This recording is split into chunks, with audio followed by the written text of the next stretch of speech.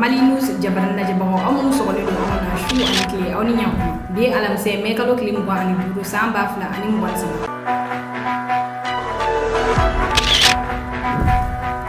kuna folo Amerika kelen ko bebe jumeli na bebe ko nambura no amita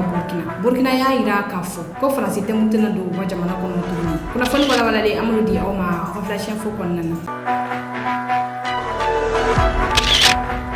kuna fonda mena dugu jira Bamako ni sanji bade sai so manena bela jelinke na la Bamako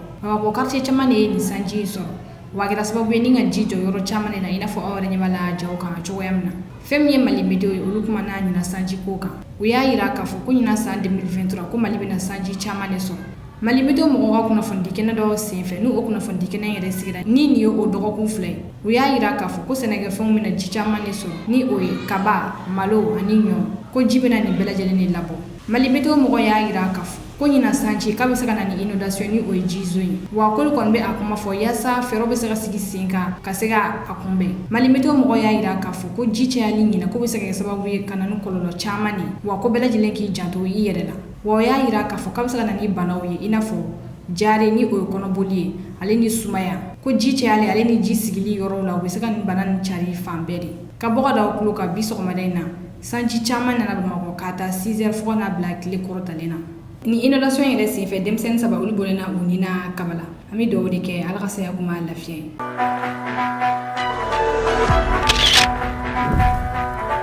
abisile ako flash ya fo konnana ameriki be ko kura jumele labe mali contrôla mo ko segi yere nyininga sawula ni akle fladi ameriki ka kuna fondi siraw fe ni o charlie no fambe no kele no ka ira ka fo ko iri se groupe mbe no be wolo ko Wagner ulu be kata kelge minonsa ni mali to koy ni kuna foni yere dira mo ko fe ale ameriki ministère des affaires étrangères ka mala seladi aya ira kuna fondi lawla ka fo kuna fondi kenado se fe ni o kuna fondi kenen yere sigira do ko kundamne o kenaga aya ira ka fo ko Wagner beta kelege mina chamani sa wani kelege mina munte yurisi bolo beta o san jamana warela ni mali to godi wala kol kon tiga akoko nye wa ulti ka siga famnya chuko ya shilla Wagner beta ni kelege mina ni Ukraine sawlo beta san jamana ware to godi ni oye mali kasoro ka odogo ni ngata no Ukraine Amerique ministère des affaires étrangères ka ko mala sila ka kuma ko na aya ira ka fo ko prevu kon te u bolo mi ma ira ka fo kelege mina no tiga sa wal ma tiga sa nka ko kuna fonu kon bu bolo akoka ni kuna foni yere dira wakati mina Ukraine ni aga dugu belebele bado perdi ni o e bakmuti ni o boshirula rusife ni kuna foni kon misega mo ko kono ka sawla ira la ka fo ko Amerique jamana mi ni o kuna foni jugu chari ika o ba ira ka fo ko be kodo de bolo iko o la mo ko segi yere nyinga Amerique be muni ko mali bolo femi Afrique media ni o e ampara ga nyogondo e o de jam kanu sigi akoka o e wole bla Algerie kuna foni dila do de ma Algerie kuna foni dila ale kon nya ira ka fo ko ni Amerique ko kan ni kuma ita kala je ki ba ye ka fo ko foi de te ala sabula kapsa ke chugo di ko wirisi be segata kelege minon sa ni jamana to koy ko le Algerie mi fleni olu ni wirisi kadi ko sebe ko kata kelege minon sa ni ngamun ni o e kana no e malla ka kala ka mun ni o e kata no e Ukraine ko ni ko inde ala je ki ba ye ga fu ko foi de te ala Algerie kuna fondi la mire ni kuma fa ale to ko go Taifour Ismail nga anga ja anga Taifour Ismail yere lame ni ale Algerie kuna fondi la doy abega kuma America on ye kuna foni mbo mali contrôla. Permettez-moi de vous citer un adage algérien qui dit chercher son oreille derrière la tête. Vous voyez, c'est comme si on vous disait où est votre oreille, je vais vous dire elle est là. Vous voyez, si vous voyez, ça prête à un sourire. Non, mais pour être sérieux, non, techniquement parlant, géographiquement parlant, et puis même militairement parlant, je vois mal comment on pourrait donc transférer des armes via le Bamako en direction de l'Ukraine. Alors, sachant que le pays, je sais pas, j'entends parler de la Russie, qui est limitrophe avec l'Ukraine, et que sachant aussi que la Russie développe elle-même son arsenal militaire, et vous avez aussi les alliés, dont l'Iran d'ailleurs, l'Iran qu'on a accusé d'abord d'avoir fourni ce qu'on appelle les drones Shahed, qui ont été, il est vrai, reconnus par l'Iran avant même le commencement de l'opération russe en Ukraine. Vous avez l'Afrique du Sud qui a pris son grade. Vous avez aussi l'Égypte qu'on a accusé d'avoir livré 40 000 roquettes aux Russes, chose qui a été démentie bien entendu par les Égyptiens. Les Américains sont revenus après par le biais du porte-parole du Conseil de sécurité intérieure, John Kirby, qui avait dit que l'Égypte était donc un partenaire sérieux. On ne sait pas d'ailleurs pourquoi on l'accuse, pour revenir un peu sur ses paroles après. Alors maintenant, accuser Bamako ou d'être une plaque tournante des armes, c'est quand même se foutre la gueule du monde, on va dire, si vous permettez l'expression. Non, mais il faut être sérieux. Les Américains, si ils tiennent ce genre de discours, c'est qu'ils ont, comme vient de le dire Monsieur Charlie, c'est qu'il y a quelque part une idée, enfin une arrière-politique, une arrière-pensée politique, pardon, derrière. Et puis on voit très très bien que les Américains en ce moment sont en train de regrouper, réunir tous les arguments possibles pour mettre les nations de leur côté dans leur guerre contre les Russes. Hein. On voit bien que c'est beaucoup plus les États-Unis qui mènent la guerre aux Russes, c'est pas du tout les Ukrainiens. Les Ukrainiens sont malheureusement donc la chair à canon qui sert donc les objectifs des Américains. Kunnafoni filanan 25 mai 1963 25 mai 2023 biye asan bioro de Union africaine créée. Union africaine ale tɔgɔ kɔrɔ yɛrɛ de kun ye Organisation de l'unité africaine ye. O san bioro création de ye bi. Agilina jiginna wagati min na farafina y'a ka yɛrɛma hɔrɔnya ta ni farafina tilala fila ye. A fankelen ni o ɲɛmɔgɔya kun bɛ Congo Brazzaville bolo n'olu farala ɲɔgɔn kan ni y'a yira k'a fɔ k'u bɛ Faransi kɔkɔrɔma don. A groupe fankelen ni o ɲɛmɔgɔya kun bɛ Modibo Keyita bolo ale ni président Damadɔ olu farala ɲɔgɔn kan ni y'a yira k'a fɔ ko Faransi bɛ ka ko minnu kɛ Algérie kɔnɔna na k'u tɛ jɛn ni a ye. O ko kɔni kɛra sababu ye ni ka coup d'état caya ni ka fanga yɛlɛmaw caya. Fɛn min ye Haile Selassie ni ale yɛrɛ kun ye Éthiopie jamanakuntigi ni jamana si ma se ka ale coloniser. Ale kɔni ye wele bila a tɔɲɔgɔn jamanakuntigi ma k'u bɛ ka ɲɔgɔn sɔrɔ ale fɛ yen nɔ Addis Abeba ni o kɛra 1963. Haile Selassie ale y'a yira k'a fɔ ko farafindenw kan ka fara ɲɔgɔn kan de ni ka organisation dɔ créer. Organisation bɛ se ka na ni bɛn ani keleya ye farafina jamanaw ni ɲɔgɔn cɛ. O la Organisation de l'unité africaine ale wolola o kɔnɔna na ni o kɛra 25 mai 1963. Ni tɔn in yɛrɛ ale créer la de i n'a fɔ n y'a fɔ ɲɛna cogoya min na ka se ka na ni bɛn keleya ye farafina jamanaw ni ɲɔgɔn cɛ. Wa jamana si de kana na bi farafina jamana dɔ kan ka sɔrɔ farafina jamana tɔw ma wuli ka dɛmɛ don o ma. Coup d'état olu ka dabila bɛɛ ka frontière ka kɛ i ka frontière ye. Organisation de l'unité africaine ale sigikun de kun ye nin ye. Nka kɔfɛ a nana ye k'a fɔ ko nin tɔn in tɛ ka a sigikun bato. Sabula coup d'état olu ma ban wa jamana wɛrɛw bɛna bi farafina jamanaw kan mɔgɔ si tɛ se ka fɛn fɔ. O dɔ ye Rwanda kɛlɛ ye, Sierra Leone kɛlɛ ale ni a ɲɔgɔnna caman. O ko kɔni kɛlen farafina jamanaw yira k'a fɔ k'u ka bɔ Organisation de l'unité africaine kɔnɔna na ko bɛ bɛn ɲinini de kofɔ. Nka k'u ka yira k'a fɔ ko bɛn bɛ farafina jamanaw ni ɲɔgɔn cɛ. O la k'u k'a fɔ ko Union africaine ko b'a yira k'a fɔ ko farafina jamanaw farala ɲɔgɔn kan. Nin ko in yɛrɛ ale laɲinina Mohamed Kadhafi de fɛ ni o accord yɛrɛ signé na 1999. Nka a ka papier in na don baara la o kɛra 2002. Mɔgɔ fɔlɔ min yɛrɛ kɛra nin tɔn in secrétaire général ye ale kun ye Mali jamanakuntigi kɔrɔ de ye Alpha Umaru Konare. N'i ye ta k'a lajɛ i b'a ye k'a fɔ ko san 60 de sigira nka a sigira fɛn minnu kama olu tɛ ka se ka sabati. Sabula a sigira minnu fɛ n'olu kɛra a musaka bɔbagaw ye olu y'a faamuya nka minnu bilala a baara ɲɛma olu bɛ ka taa ni ka utiliser jamana tɔw contre la. Ni o kɛra sababu ye ka Kadhafi yɛrɛ faga. Africain jamana si de ma wuli ni k'i tigɛ kɔrɔta ni ka dɛmɛ don ni ka yira k'a fɔ ko nin ye u bɛɛ lajɛlen de kungo ye. Bi Union africaine i n'a fɔ Mali bɛ niveau min na bi a bɛ fɛ k'a yɛrɛ bɔ Faransi bolo. Fɛn min ye Russie ale kɔni wililen don k'a jɔ f'a ka dɛmɛ don Union africaine ma. Vladimir Poutine ni ale yɛrɛ ye Russie jamanakuntigi ale ye message kɛrɛnkɛrɛnnen dɔ sɛbɛn bi a ka palais présidentiel ka bɔlɔlɔ siraw sanfɛ. Vladimir Poutine ye foli belebeleba ta k'a ɲɛsin farafina masakɛw ma ale ni farafina bɛɛ ma ko bi ye u ka fête de ye. Wa a y'a yira k'a fɔ ko 2019 Russie ni Afrique ye ɲɔgɔn ye min kɛ ni o ɲɔgɔn kɛra sababu ye ka fiɲɛbɔda di Africains ma. Vladimir Poutine y'a yira k'a fɔ ko ɲina san 2023 ka kɛɲɛ ni san 60 anniversaire ye ko Russie ni Afrique bɛna ɲɔgɔn ye min kɛ ko bɛna kɛ sababu ye ni ka na ni sɔrɔ siraw ye dɔɔni minɛn dilanw. A ka kuma kɔnɔna na a kumana économie commerciale, scientifique et technique fɛnɛ kan. A y'a yira k'a fɔ ko bɛna kɛ sababu ye ka olu fɛnɛ sinsin Afrique ni Russie ɲɔgɔn cɛ. Africain caman de kun sigilen don ka nin bolodi ɲɔgɔnma in makɔnɔ. Sabula Afrique jamanaw kɔnɔna na Africain caman de tigi yɛrɛ ye Union africaine kɔnɔna na. Kunnafoni sabanan o bɛ tali kɛ MINUSMA tagali ko de n'a ka bɔ Mali kɔnɔna na. Bi alamisa mai kalo tile 25 yɛrɛwolo debout sur les remparts n'o ye Belle de Cerveau ni a ka mɔgɔ ye olu ye wele bila Mali sifinnaka bɛɛ lajɛlen ma k'u ka ɲɔgɔn sɔrɔ palais des sports kɔnɔna na ka taa MINUSMA gɛn ka bɔ Mali kɔnɔna na. Ni y'a tɔli dama dɔ de ni sifinnaka kɔni wililen don k'u cɛsiri. Nations Unies ka bolofara min bɛ Mali kɔnɔna na n'o ye MINUSMA ye k'a ka taga bɔ Mali dugukolo sanfɛ. Adama Ben Jara ni ale yɛrɛ yɛrɛwolo debout sur les remparts mɔgɔ dɔ ye. Ale y'a yira k'a fɔ ko ka Nations Unies to Mali kɔnɔna na ko Mali tɛ se k'a ka yɛrɛma hɔrɔnya dafa cogoya si de la. Belle de Cerveau y'a yira k'a fɔ ko Nations Unies ma taa jamana si de kɔnɔna na n'u sera ka jamana min kɛlɛ ban. O de hokumu kɔnɔna na k'u bɛ wele bila Mali sifinnaka bɛɛ lajɛlen ma k'u ka ɲɔgɔn sɔrɔ bi palais des sports kɔnɔna na u ka taa MINUSMA gɛn ka bɔ Mali dugukolo sanfɛ. yɛrɛ wol dɔrɔn tɛ ni kɛlɛ in kɔnɔna na fɛn min ye Bomabel Jawara ni ale yɛrɛ kunnafoni dilɛ ale fana ye wele bila Mali bɛɛ lajɛlen ma nu tɔgɔ ani Adama Jabate olu fana ye wele bila Mali bɛɛ lajɛlen ma k'u ka ɲɔgɔn sɔrɔ palais des sports kɔnɔna na ka taa MINUSMA gɛn ka bɔ Mali kɔnɔna na nka muso belebele dɔ y'i sen don nin kɛlɛ in na ni ale yɛrɛ tɔgɔ ko Aminata Dramane Traoré ale tun ye ministre kɔrɔ wa mɔgɔ min ka wulikajɔ barika ka bon yaasa Faransi bɛ taga bɔ farafinna jamanaw kɔnɔna na cogoya min na ni Ala sɔnna ma an ka sini kunnafoni di kɛnɛ kɔnɔna na fɛn min kɔni mana bɔ ninnu ka ni bi ɲɔgɔn ye in na ni Ala sɔnna ma an ka sini kunnafoni di kɛnɛw kɔnɔna na ninnu ka bi jan ninnu an bɛna olu yira aw la.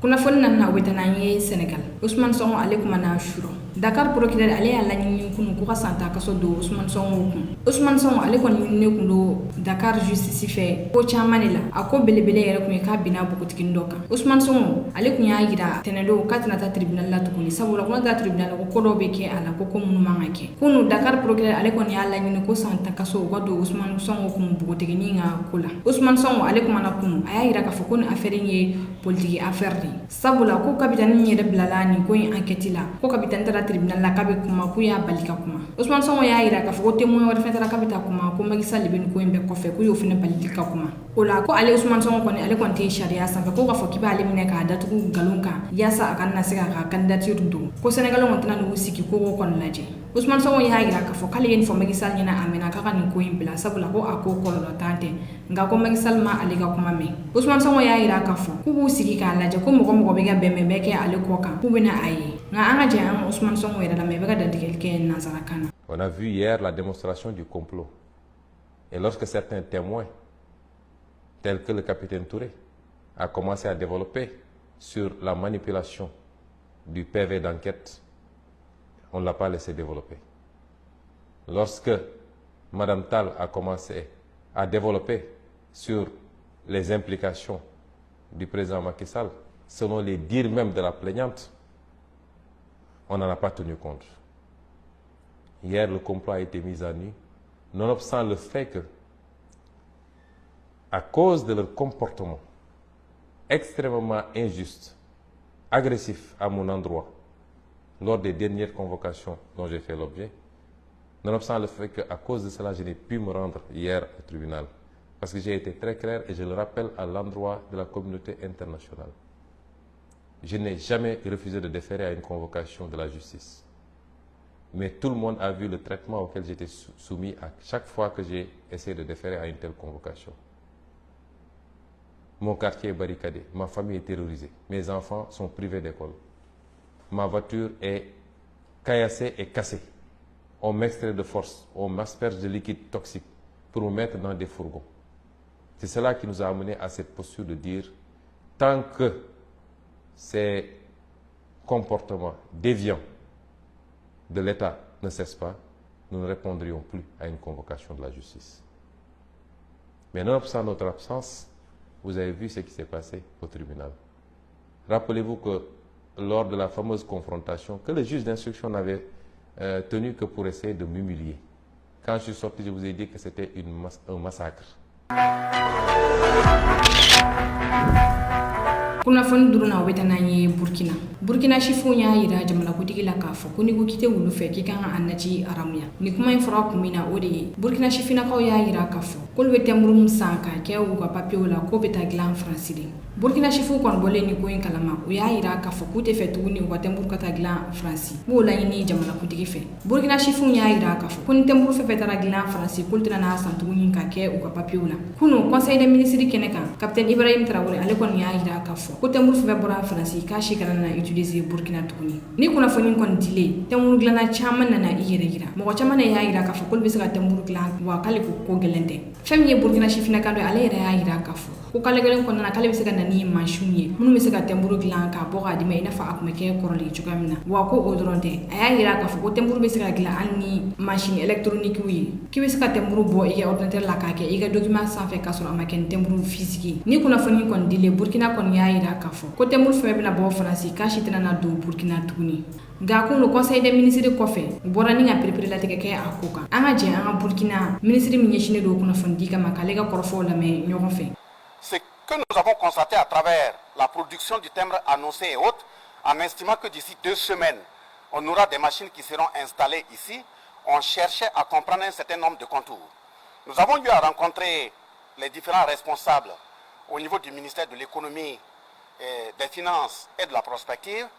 Et le Conseil de ministres a tenu à prendre une décision ferme qui est qu'un Burkinabé qui a déjà été identifié, qui a été reçu par le chef de l'État, qui a été écouté sur la question du timbre, nous ramène à rectifier le tir.